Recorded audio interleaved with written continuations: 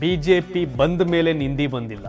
ನರೇಂದ್ರ ಮೋದಿ ಹುಟ್ಟಿದ ಮೇಲೆ ನಿಂದಿ ಬಂದಿಲ್ಲ. ಕರುಣಾನಿಧಿ ಫ್ಯಾಮಿಲಿಯವರು ಬರೋ ನೋಟ್ ಮೇಲೆ ಇರೋದ್ರಲ್ಲೆಲ್ಲ ನೋಟ್ ಮೇಲೆ ಹಿಂದಿರೋದನ್ನ ಬಣ್ಣ ಹೊಡಿರಿ ಹಂಗಾರೆ ಕುತ್ಕೊಂಡು. ಭಾಷೆಯನ್ನ ವಿರೋಧಿಸುವ ಬರ ಸ್ಟಾಲಿನ್ ಪಕ್ಕ ನಿಂತ್ಕೊಳ್ಳುವಂತ ಕಾಂಗ್ರೆಸ್ನ ನಾಯಕ ರಾಹುಲ್ ಗಾಂಧಿ ಹಿಂದಿಲ್ ಮಾತಾಡ್ತಾರಪ್ಪ. ಉತ್ತರ ಭಾರತೀಯರು ನಮ್ಮನ್ನು ಆಳ್ವಿಕೆ ಮಾಡಕ್ಕಾಗಲ್ಲ ಅಂತ ಭಾಷಣ ಮಾಡ್ತಾರೆ ಗಂಟ್ಲರ್ಕೊಂಡು ಸ್ಟಾಲಿನ್. ಅದ್ಯಾರ ಪಕ್ಕ? ಸೋನಿಯಾ ಗಾಂಧಿ ರಾಹುಲ್ ಗಾಂಧಿ ಪಕ್ಕ ನಿಂತ್ಕೊಂಡು. ಹಿಂದಿ ಭಾಷಿಕರ ಪಾರ್ಟಿಗ ಬಿಜೆಪಿ ಹಿಂದಿ ಭಾಷಿಕರ ಪಾರ್ಟಿ, ಕಾಂಗ್ರೆಸ್ ಹಿಂದಿ ಭಾಷಿಕರ ಪಾರ್ಟಿ. ಮೈತ್ರಿ ಮಾತ್ರ ಅವ್ರ ಜೊತೆ ಅಂತೆ. ವ್ಯವಹಾರ ಕುದುರಿಸೋದು ಹಿಂದಿ ಪಾರ್ಟಿಯವ್ರ ಜೊತೆ. ಕನಿಷ್ಠ ನಾಲ್ಕಾಣಿ ಜ್ಞಾನಗಳಿದ್ರೆ ಉದ್ದೇಶ ವಿರೋಧ ಮಾಡುವ ಉದ್ದೇಶ ಓಕೆ. ಭಾರತದ ಒಂದು ಭಾಷೆ ಹಿಂದಿ, ಇಂಗ್ಲಿಷ್ ಯಾವುದು? ಚೀನಾದಲ್ಲಿ ಇಂಗ್ಲಿಷ್ ಆದ್ಯತೆ ಇದೆಯಾ?